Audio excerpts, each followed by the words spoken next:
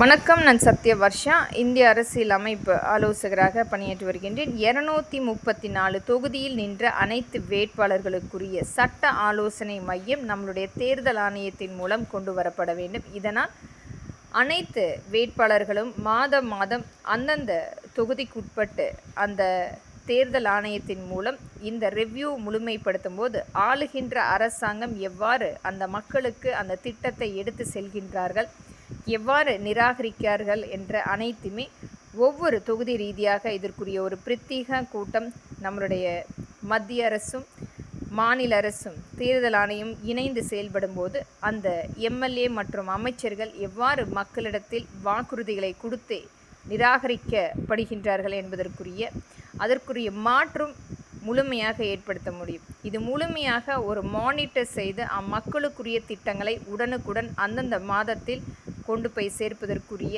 சட்ட ரீதியாக அமைக்கப்படும்.